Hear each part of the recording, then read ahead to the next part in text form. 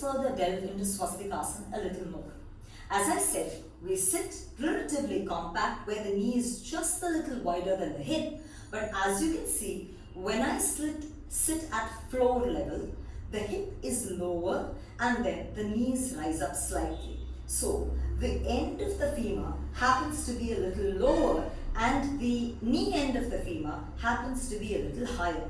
So in relation to the spine, the knee comes in relation to the middle abdomen region. Therefore, there is a part of the abdomen that stays tucked down beneath the knee level and the rest of it is upward.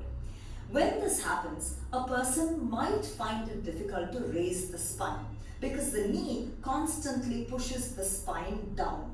When the knee raises up too much, such a person will find it very hard to raise the spine.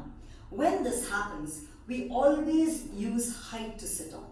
When we use height to sit on, it is as if we place the hip on a pedestal so that the hip ascends, and immediately you will see that the knee recedes downward.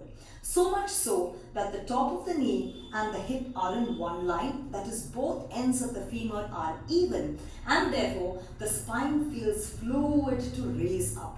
So very many times when you are sitting and you're not able to raise the spine up, you feel you're slouching, you feel you're sinking, it is always advisable to use a support such as a bolster. It varies. For some people you might need more height, a bolster, a top with a few more blankets, or lesser height such as a blanket or a block, but you have to ensure that the spine is able to fluidly lift up.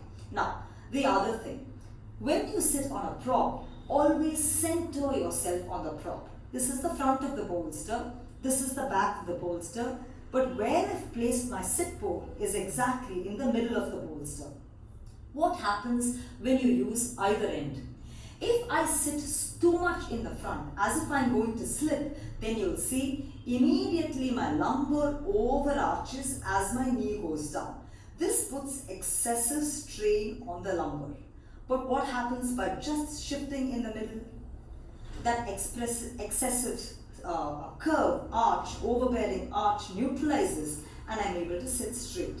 What happens when I sit too much at the back? When I sit too much at the back, the pelvis starts dropping and the spine starts to round. And therefore, where you sit in the prop also becomes important. Sit in the center of the prop, engage your femurs into the socket, allow your knees to quietly rest over either side, and then raise the root of the spine, spread the chest well, keep the edges of the diaphragm lifted, and sit in Swastikasana.